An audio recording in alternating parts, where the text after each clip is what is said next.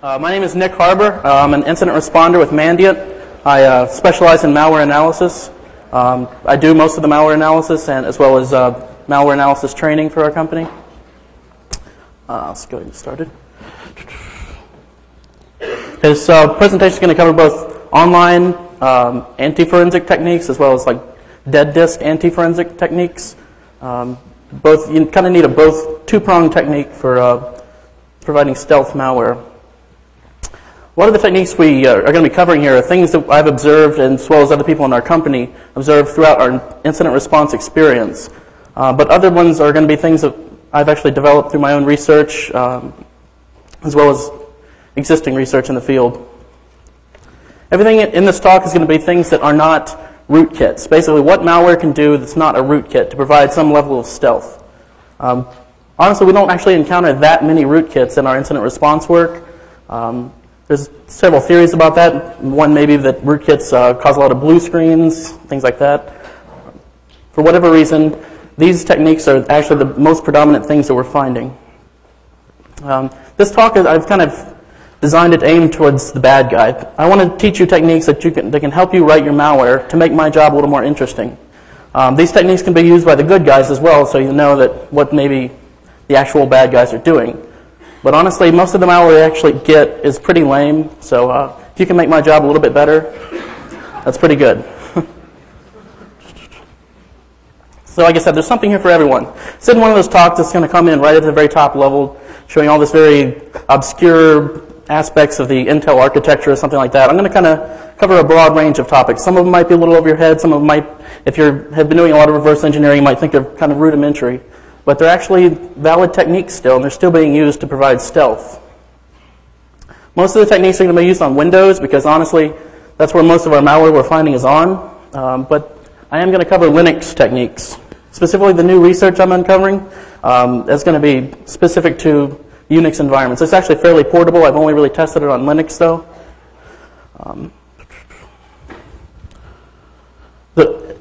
I also mentioned that there will be something in the end for the good guys. There's a new tool we're releasing, and we have a whole box of them. I think wherever he went, Mike Graven over there, you can stop by there. We have CDs given away, other prizes. That CD. We'll cover that at the very end of the talk, though. So this talk is going to be mostly about evil.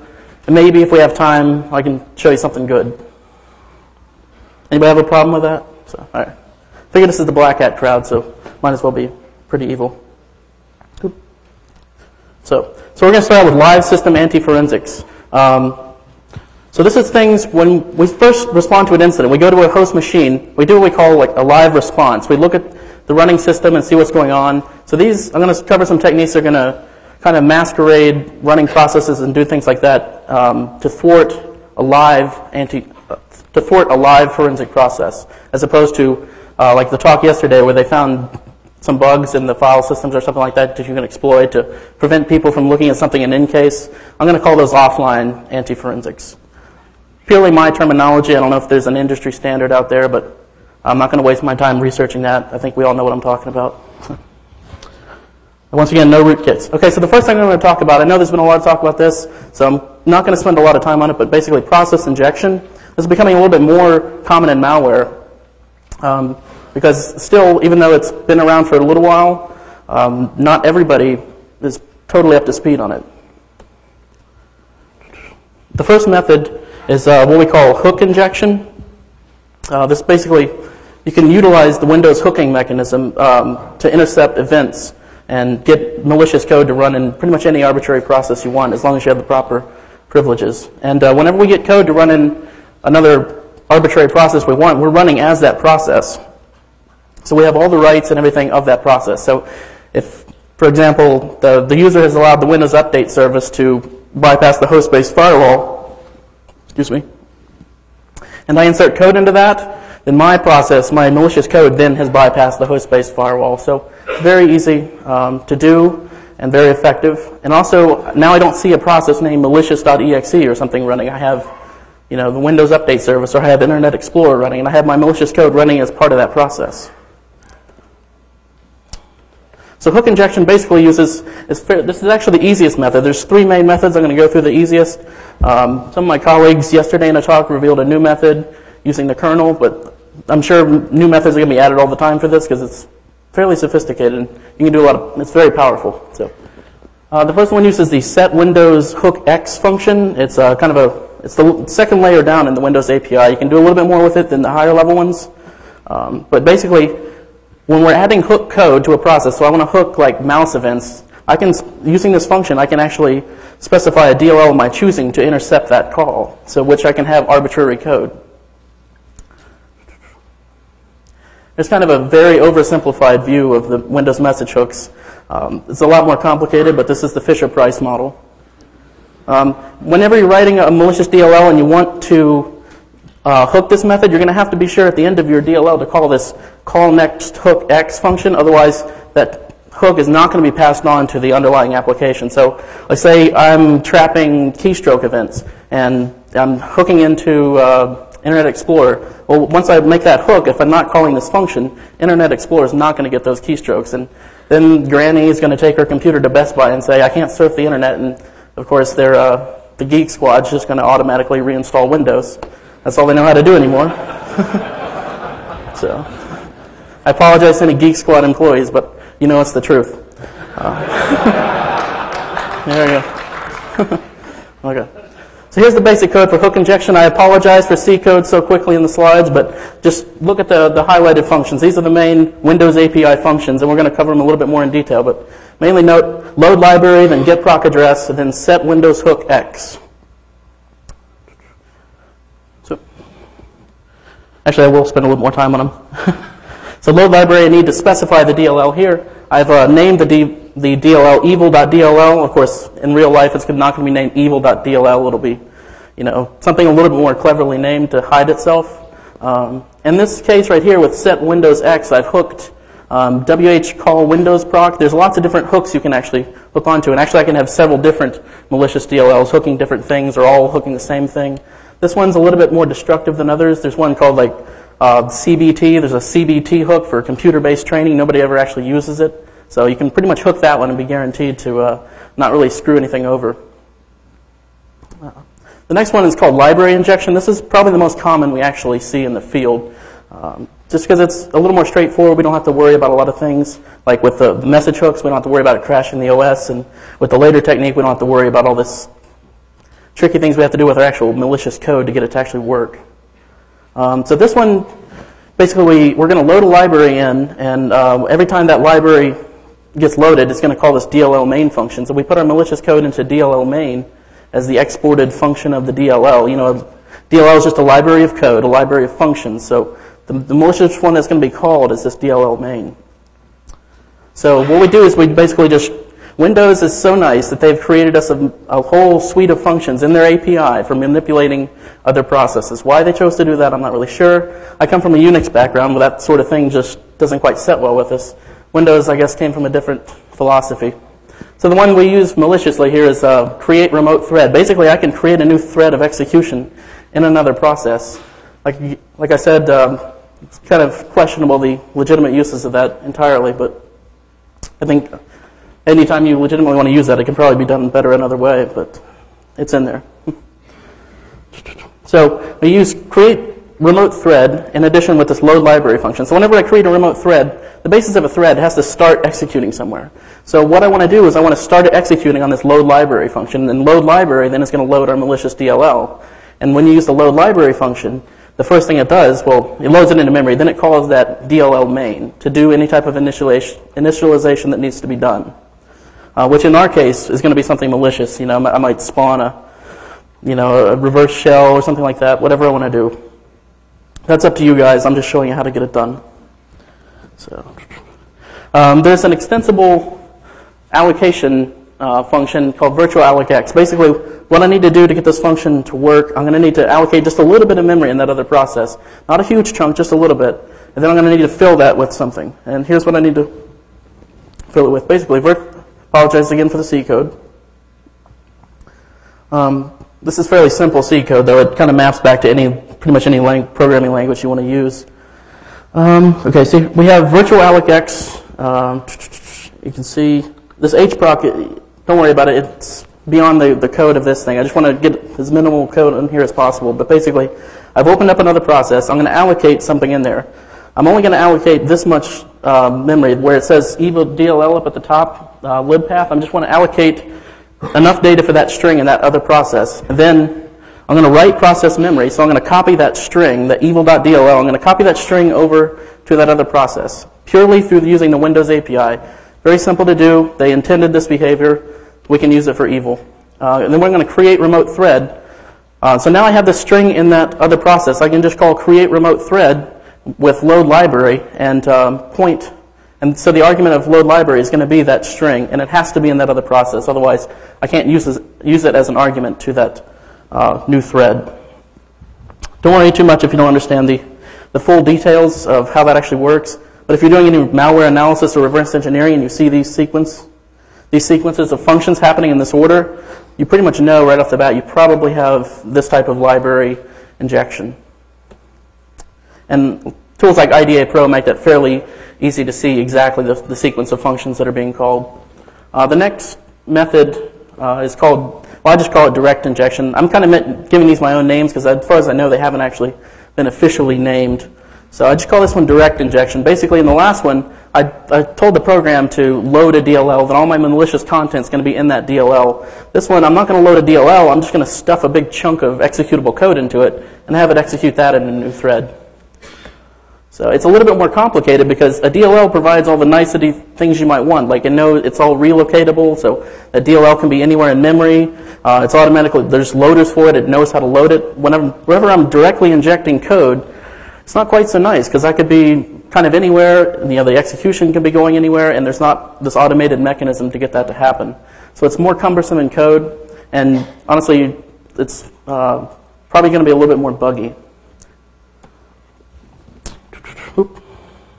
I didn't actually put the code in here because it's in the last few examples I could kind of condense it all down to one page, but it was kind of a bit more code that could even reasonably fit on one slide. And I've been to some other talks here this class where they fit an unreasonable amount of code on one slide, so I figured I'd spare you. Okay. Next few things is registry evil. Some of you guys might say, well, this is really lame, but it's really lame, but still, if most people don't know it, it's still very valid.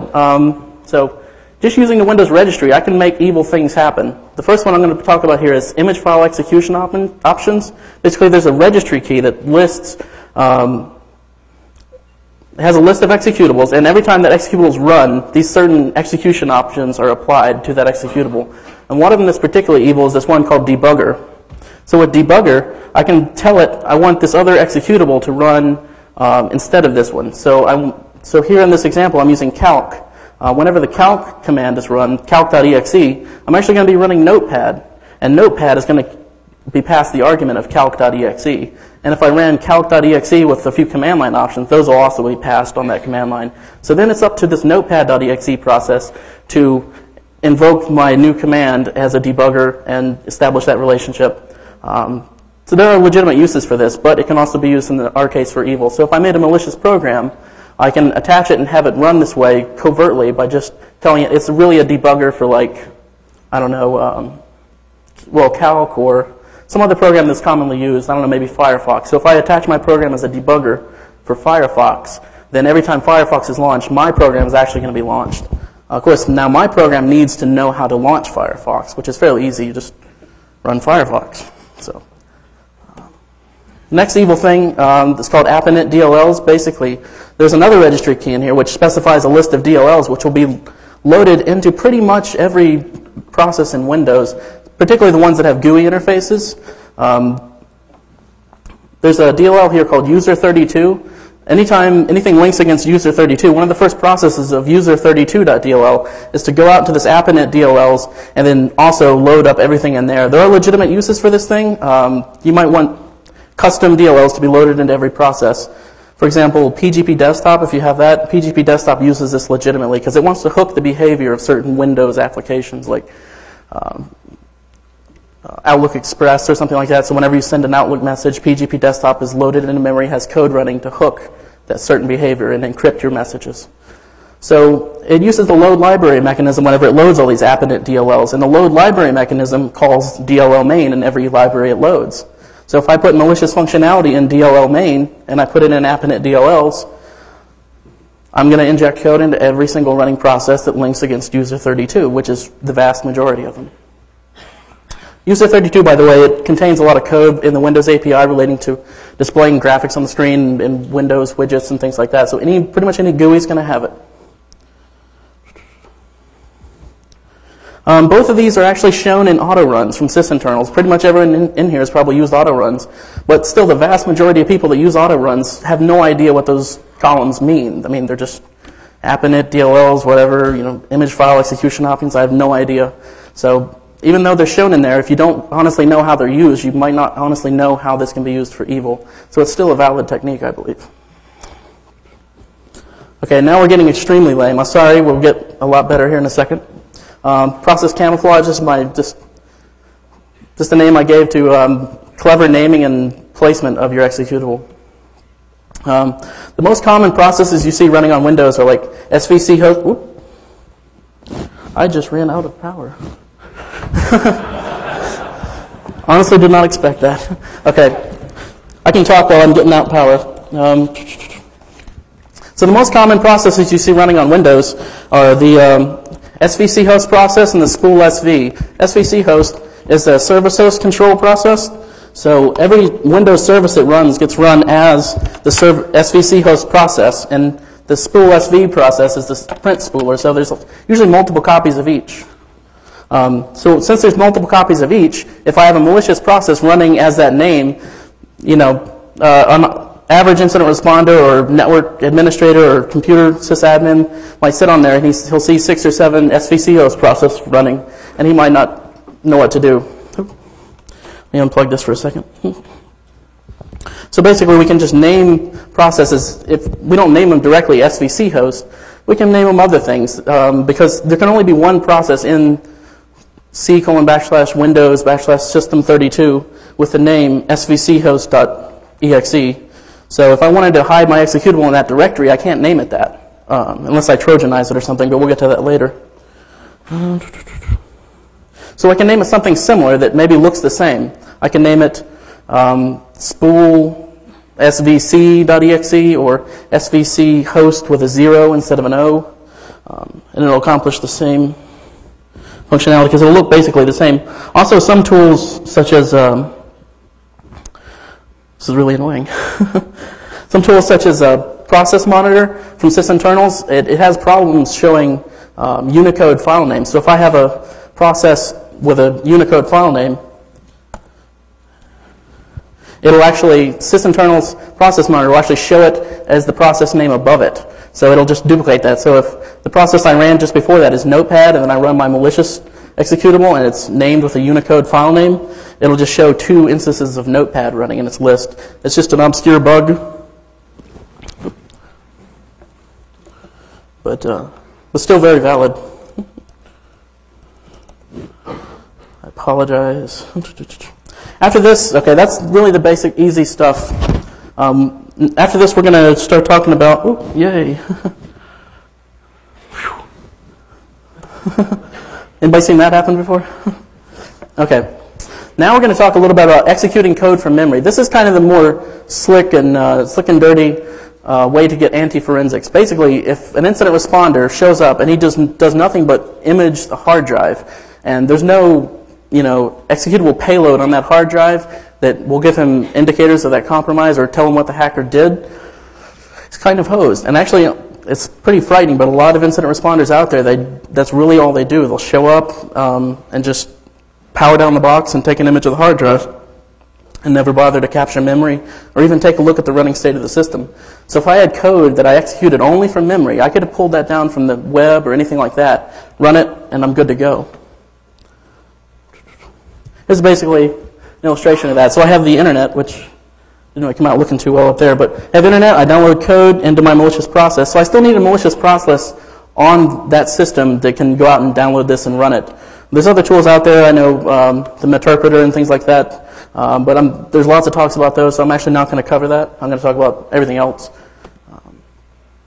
So this the code we download. It doesn't have to be x86 shell code or executables. It can also be simple things like interpreted code. So my malicious process can be nothing more than a Perl script, which pulls something down from a network socket and just executes it. Most interpreted languages provide a facility to do that, just execute data from a string or a memory buffer or something like that. But then if I have a Wireshark session and I'm able to capture that traffic, it's pretty easy to reverse engineer that executable at that point.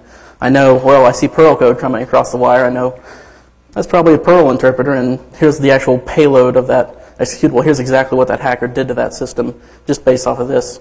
It's a little more complicated if I have something like a bytecode compiled language, and a lot of programming languages provide that. So basically I'm pulling down bytecode, and this malicious process is just interpreting this bytecode. So even reverse engineering of the malicious program on disk is going to be a little bit more tricky because it's not reading in ASCII strings and things like that and comparing. It's just using this kind of very obscure thing. There's actually on OpenRCE right now, I think still the number one article on there, the latest article was a guy who went through and unpacked this binary. It was just a test hyper unpack me too, and it actually did something like this. It was its own virtual language, and so he had to reverse engineer the virtual language in order to figure out what the actual program did. But it turned out to be just kind of a cheap x86 knockoff, which I'll get to that in a minute. If you're going to go through all that trouble, why just make it a cheap x86 knockoff? Why don't you go crazy on it? This thing we pull down could also be executables, and that's really what I'm going to talk about now, because the process of executing a full executable file directly from memory is a bit of a challenge. Normally, when processes execute, they actually require a file on disk to spawn that process. I already covered most of that. Well, actually, let me go back here to Malvium. So I mentioned there's like that hyper unpacking is just a cheap knockoff of x86. I'm going to have a little snippet of code coming out. I actually was hoping to have it out by now, but didn't quite get to it because I have a product over there Mike Graven's given out. They're actually paying me to develop, so that kind of came first before this free stuff that nobody is paying me at all. Got to make that money. Sorry. It's a slightly more sophisticated x86. It has a forward moving stack as opposed to your regular backward growing one. So right off the bat, a lot of reverse engineers might be a little skittish of it, and a lot of automated like disassembly tools might be kind of freaked out. Some of them you can have plugins where you can add new architectures like IDA, but still, if you really screw things around with the stack, it might be kind of crazy. The main thing here being an extensible instruction set. If I can reprogram an instruction set on the fly, it's really tricky to make a debugger. I mean, a disassembler. And I haven't really seen anything do that. So it's not an extremely, well-crafted, extensible instruction set, but even the basics right now I think is pretty good. I have reverse engineered code that even just really easily switches between a couple different processors, like hard-coded processors, like ARM processors. It jumps between ARM and Thumb, and even that can be a bit of a pain in the butt. So if I can extend the instruction set and basically have a new architecture every 50 bytes or so, I can really have fun with it. And I have low-level commands for load library and get proc address, which I implemented in the nice shellcodey way, so it's not actually calling load library and get proc address. It's a little more sneaky.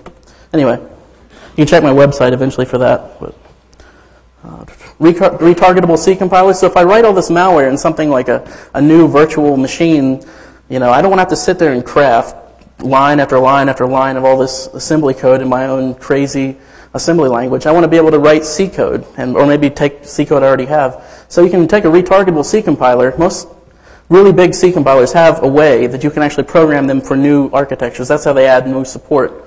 So I can just take GCC and then add a new target definition file for it for my new virtual language and get basic C code to compile. Not the really complicated stuff, and certainly no linking, but basic snippets of code I can get to actually compile to a new architecture. Of course, writing those new definition files, especially for GCC, is a bit of a nightmare.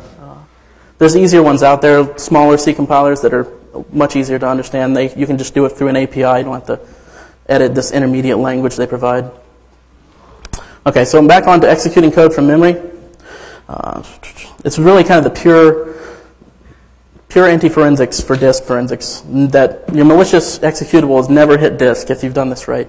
Gary Nebbit has published that book, the Windows 2000 internal. He basically went through and documented all these internal functions. Anyway, in response to a Usenet post, somebody was asking, I have a memory buffer with an executable, how do I execute it? And after a few tries, he came back with a technique. And it's actually pretty frightening for computer forensics. I hope it doesn't get out, but now I'm giving it out, so oh well. Here's the basic abstract of it. It's certainly more complicated. I've whittled it down and highlighted the important parts. What we're doing here is creating a suspended process. So I can create a process and have it just stopped where it started. It never really got a chance to do what it did. It's sitting at the entry point. In this particular process, if I can see here, is CMD, so this is the Windows command shell. I actually go through this here, but I'll just talk through it. It's in the slides. ZW unmap view of section. This will basically, so the first thing I do, I have this, I'm stopped at the beginning. I'm just going to take all the code I have and just get rid of it. I don't care. I'm not going to need that code. I'll just get rid of it. So I unmap that stuff from memory. I virtual alloc X my new memory. So I have this code from a memory buffer. I'm going to allocate new memory in this suspended process. Then I'm going to write my new memory in there. If you notice, I write memory. I only write the headers first. Then later on, we go through and we write each of the sections. That's because sections, when they get loaded into memory, actually get put into different places than they are in the executable file. So they get kind of shift back. And so you can't just write the entire executable into one chunk of memory. It's not going to work. And then later on, after we've set up the context and everything like that, we eventually just resume thread, as long as we're pointing back at the entry point. And everything should be good at that point. It's fairly frightening.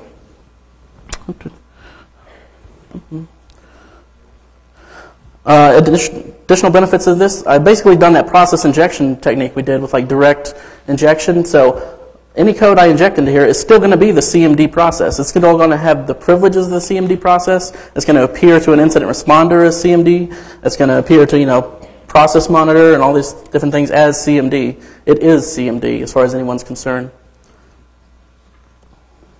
Mainly bypassing host-based firewalls. So after that, it kind of raises the question, well, wouldn't it be cool to do that under Unix? It's actually much more tricky under Unix because Unix doesn't provide us these nice, convenient APIs for manipulating remote processes and injecting code like Windows was so kind to do. I wish they did, but I guess more security guys in Unix or something back in the day. So the first couple techniques I'm going to talk about are actually developed by the Gruck. A very interesting reading. I don't really understand why it didn't really get more traction, but... and then one new technique I've actually developed, which can be used for some other purposes, is a little bit beyond what the Gruck had. It's just a different approach, though. Just like with Windows injection, there was like 3 different techniques that pretty much all do the same thing. I don't really see the harm in having other techniques to accomplish this same thing under Unix. So the first one, basically the problem is in Unix operates differently. I can actually flip to the next slide. Here's the difference in process invocation under Windows as opposed to under Unix. Under Windows, it does create process, and that does everything. That spawns my new process. I don't have to worry about it. It's all in one nice, neat little package. Unix, you have to use fork and exec in combination. So fork makes a copy of the current process, and then exec replaces that with the current, with whatever you want. Of course, exec has to read that. In this case, foo, has to read the command foo from a file. So I'm kind of limited. I can't exec a process from memory using this. So the Gruck's example, or the Gruck's attempt was to replace this exec function with a userland exec so I can exec something that doesn't have to be an actual file. I can also accomplish this with like a RAM disk, essentially, but then when an incident responder shows up, he's going to see a RAM disk mounted. Okay, so since we're basically just replacing the exec function, it's not quite the same approach as Nebit had. Because this one, I can only modify my own process space. I can't inject into another process, which sometimes you might want to be able to inject into another process and not have to just hijack yourself. Problem? Okay, so basically how it works, uses mmap in the... Did I slip over? Okay, so basically the Gruck's technique is to use mmap. This is within he controls this process. So it starts out by mmap to allocate however much memory he needs for this new process. Copy the new memory in. Of course, it also does this recursively in case there's a loader in the ELF header, like the dynamic linker under Linux. Slightly different process under Windows and Linux. Then, of course, set up a new heap using the BRK system call. constructs a new stack, and jumps to entry point. Simple, right? Sorry. The next one here is actually a shellcode elf loader. This kind of takes that philosophy to the next level.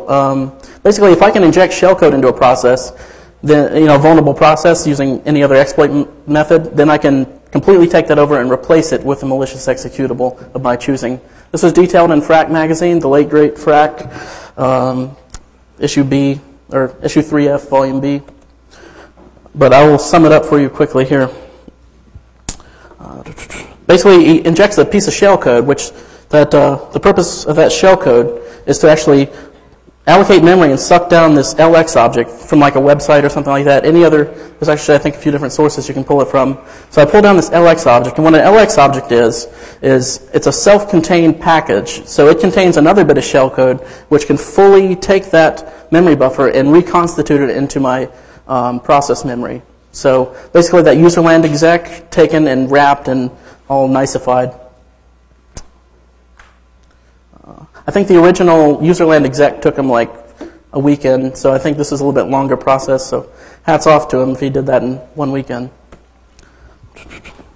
So those are all nice and good, but in this model back here, I require a vulnerable process to get this to work. I can't just pick any arbitrary running process and inject into it like I can under Windows. So what I want to do is I want to have a fresh idea here. I want to basically try and do the same mental approach that I did under Windows and try to get it to work under Unix. So I'm faced with some challenges. How do we manipulate memory in another process? How do I manipulate execution of another process?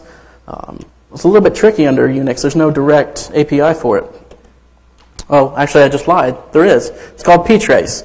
So ptrace basically is the debugging interface. And so I can make a program that acts as a debugger, and then using all the privileges I have as a debugger, I can accomplish all those things. It's a little more tricky, certainly, than under Windows. We saw in Windows, it's like 10 or 12 lines of code to do everything I need to do. This is a bit of a piece of work here. So let me just talk a little bit about ptrace so we get all on the same sheet of music. Ptrace, like any other debugger out there, most Unix debuggers kind of use this as its underlying mechanism. I can attach to a process that's already running, or I can start a new process and have it already attached and waiting for me. So I can use this to arbitrarily manipulate memory, registers, everything I need to do. I can totally own that process with ptrace, as long as I have privileges. And ptrace is very detectable because it's not trying to do anything really crazy or fancy. So if you have a program that you are trying to inject and it detects ptrace, well, you might be out of luck. But it's going to be your malware, and you're going to be injecting into hopefully a legitimate Unix process. So don't make your malware that detects a debugger. So how ptrace works and how most debuggers work is they basically replace instructions in the target program with software interrupts. So if the kernel has this debugger relationship established with a debugger and a debuggee, I don't know if debuggee is an actual word, but I'm using it anyway.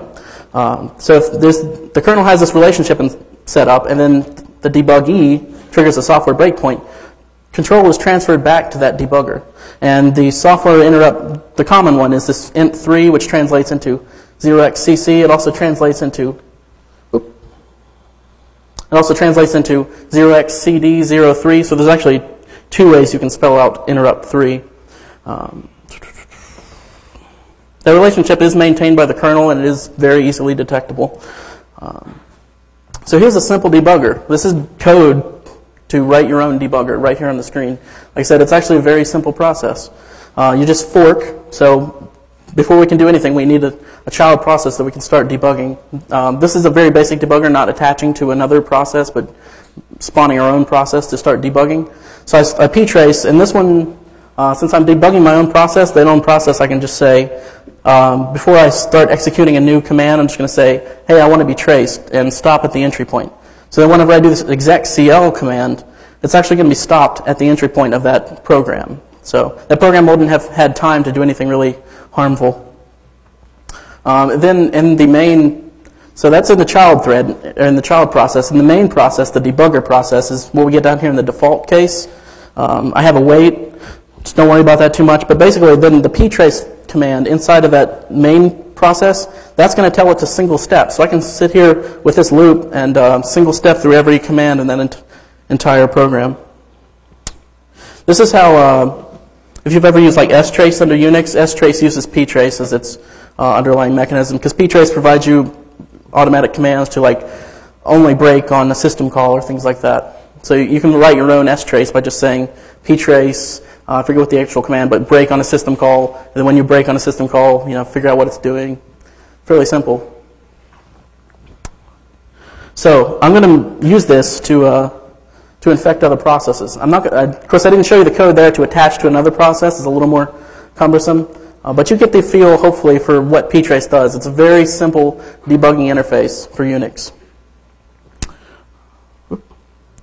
So my technique here, I'm going to use ptrace whenever I attach to another process or start it up myself, but generally we're going to be using this to attach to another process that may be already running. I'm going to insert a small chunk of code, which, and the entire purpose of that chunk of code is to allocate more memory for a bigger chunk of code. Because if I'm inserting into another process, it might be running in a place that it's not really pointing to a place that has a huge buffer of memory. So I'm going to try and insert as small amount of code as I want in here as possible.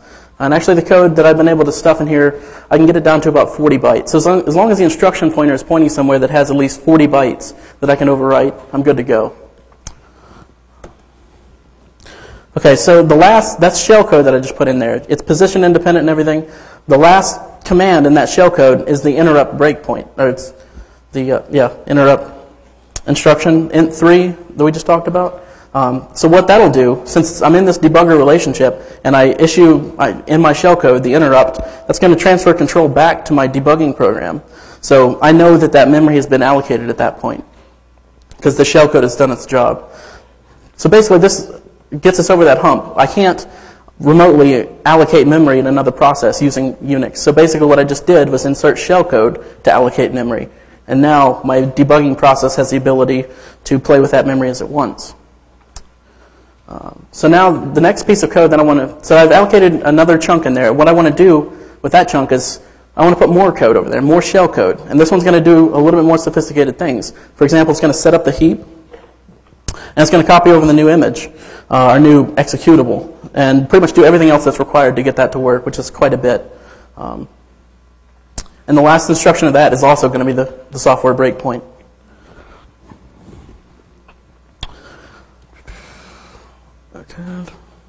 And then once that's finished, the control transfers back to the debugger.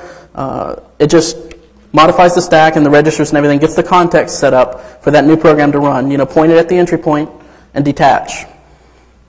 So here's the graphical representation of that. You can see here I have a target process. As before, it's not a vulnerable process. It's just any arbitrary process. I inject my first step of shellcode. The job of that shellcode is to allocate space for the step 2 shellcode. Now, if you notice here, I've actually put step 2 shellcode before it in memory. So it's basically underneath where the normal program should be. The reason for that is basically I'm just going to be overwriting the ideal location where that executable wants to be. So I don't really want to overwrite my own code. So I'm going to have that next section of shellcode come at a different memory address. So I put it up there.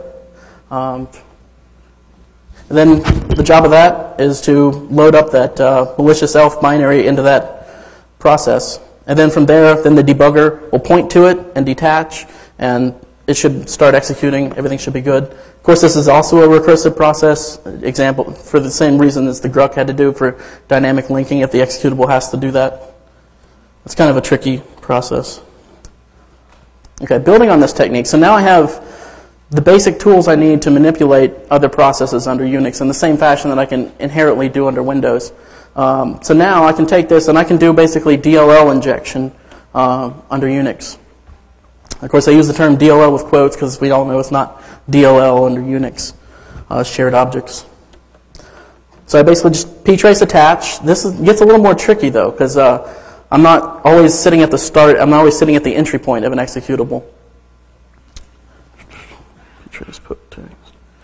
Okay, so I'm sitting anywhere where this is currently running. It could be if I attach to something and it's executing in a shared object like, I don't know, libc or something like that. I don't want to inject shellcode right there. I don't want to inject shellcode into libc. That might screw up the rest of what I want to do with that process. So what I'm going to do with since I'm acting as a debugger, I'm going to let that program continue until I get back to the user space of that application. Because I don't really care what that program was actually doing. I can overwrite that all day long. But I don't really want to overwrite my shared libraries and things like that. Of course, it's not going to overwrite them on disk, but still, I don't want to have to go through the process of reloading all that stuff. So I'm going to let execution continue until I get back to user space. And then from there, I'm going to use ptrace, here we go with the poke text, to push new shellcode back into there. And that, just as we did before, the purpose of that shellcode will be to allocate new memory. But this new memory region is going to do, it's going to allocate room for a new chunk of code that will be run in a thread. Basically, we don't have create remote thread, so I need to insert shellcode, which is going to do basically pthread create. And that shellcode also will end in a software breakpoint to get control back. Anytime I want to do something with the debugger or do something with the shellcode, I have to keep using these breakpoints to hop back and forth. It's really painful, but that's the only mechanism we have that I know of to just hop back and forth between these processes. So basically, here's a graphical representation of what we're doing. In phase 0 here, we have the original code in green. This is the regular, so if I'm injecting into ls, this is going to be the actual code for ls, not the libraries that it uses, but the actual code that the programmer wrote in memory. So that's going to be, wherever that's executing, I'm going to start right there, and in phase 1, I'm going to overwrite a portion of that code with my shell code. And the purpose of that shell code is to allocate this new memory region and create a new thread. So that's already going to start executing by phase 2. So now I still have the shell code covering up part of that original code. And maybe I don't want to completely hijack this process. Like I want the ls command to still work, but I've already overwritten a portion of its memory. Oops. And it's not really bad for ls, but if it's really bad for something, I don't know, like the logon process. So basically what I want to do next is I want to overwrite that piece of shellcode that I just wrote with whatever should have been there, and then continue executing on it. Fairly simple. Any questions about that before we move on? What's that? Did I restart the system call in the victim process?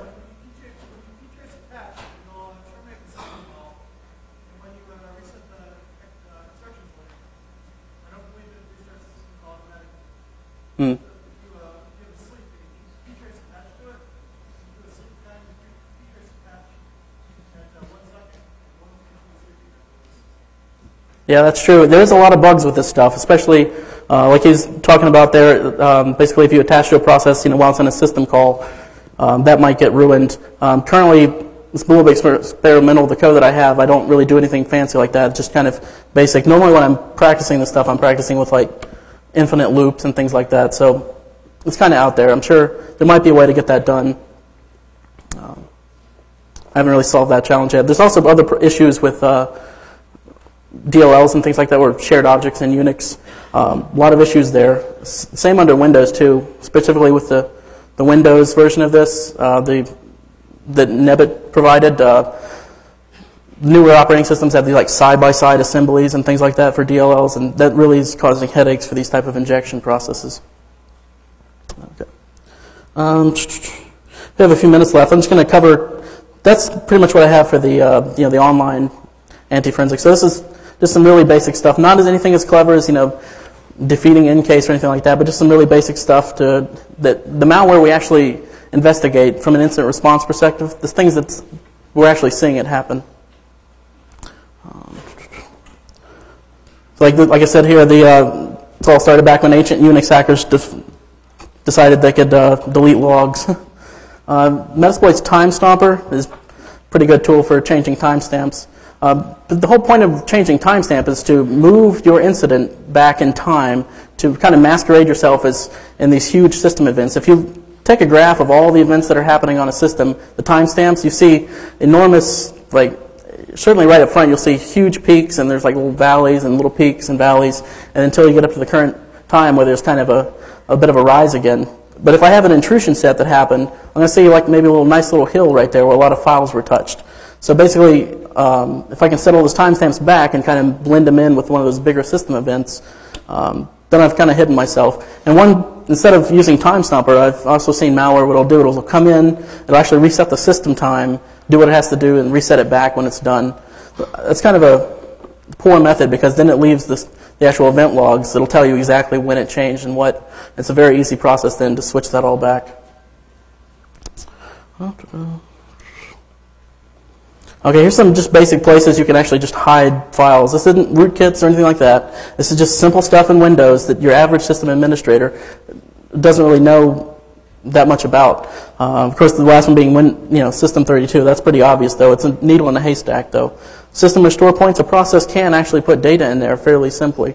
But you're surfing around in IE or Windows Explorer or whatever, you're not actually going to be able to, through the native system, you're not going to be able to see the data in there.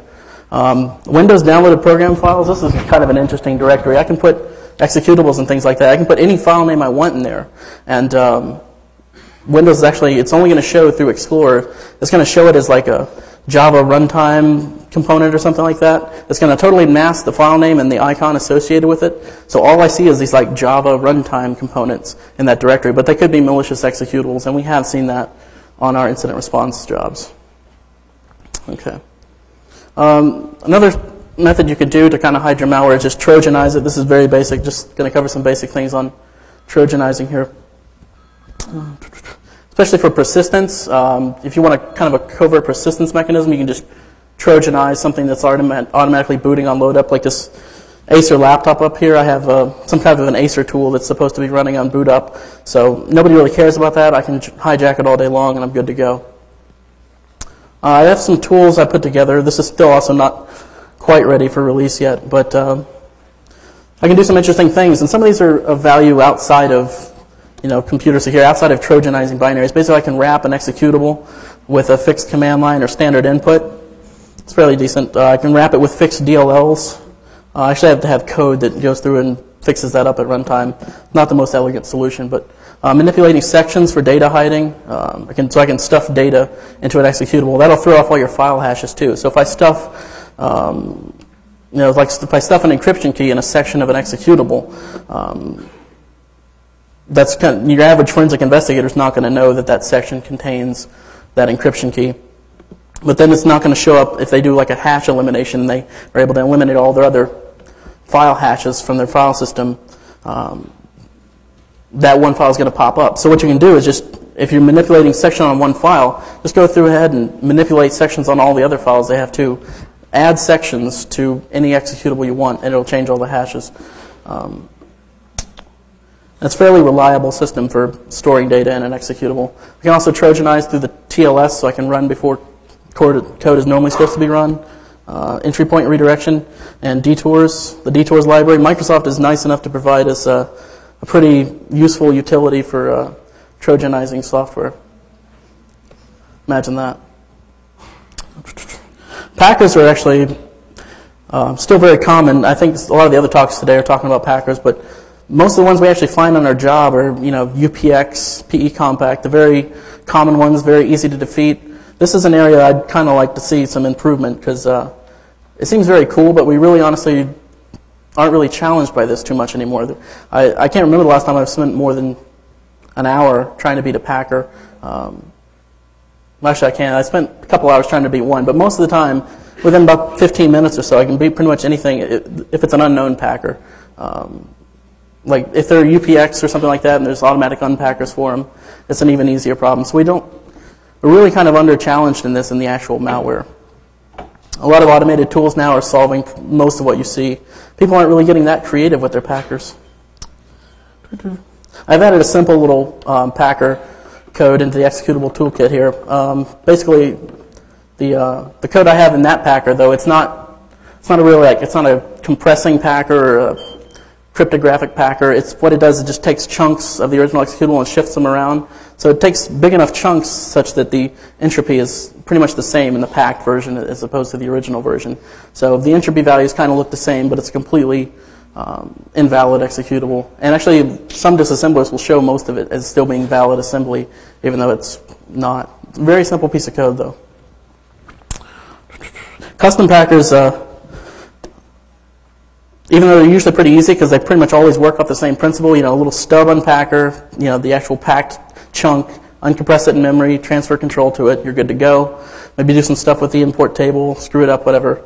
They're actually not that difficult to defeat if you're an experienced reverser at all. Especially the low-level reversers. There's a lot of guys out there starting in the malware analysis that don't know how to defeat a packer by hand, or just incident responders that don't know how to do any type of malware analysis. They might be defeated by any type of a custom packer, or even a mangled packer.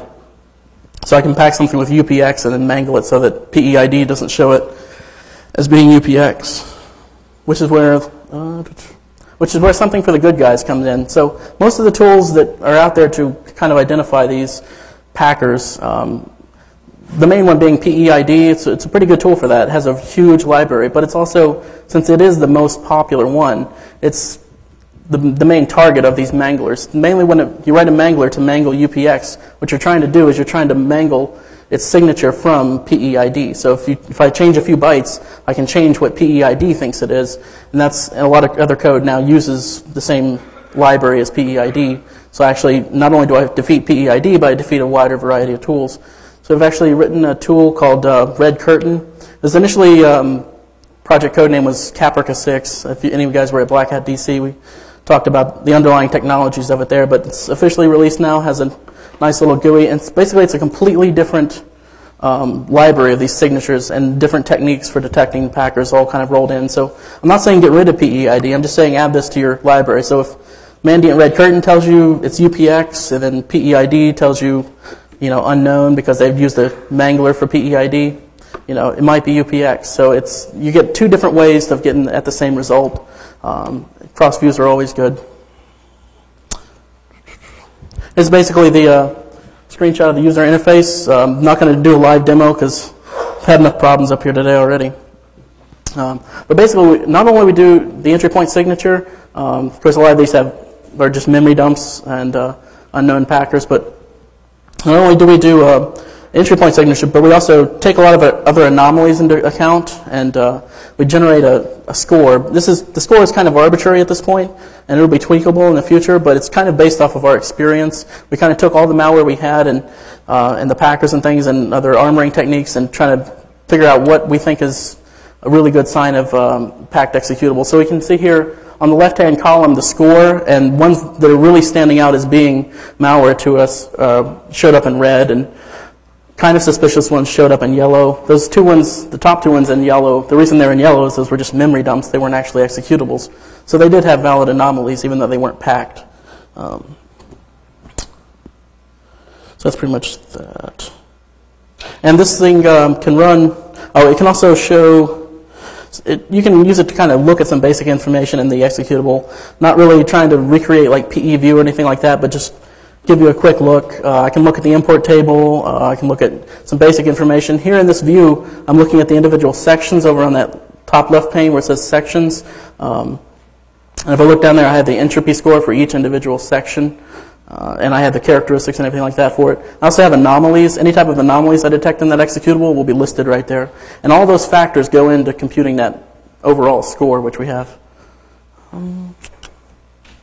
That's pretty much it.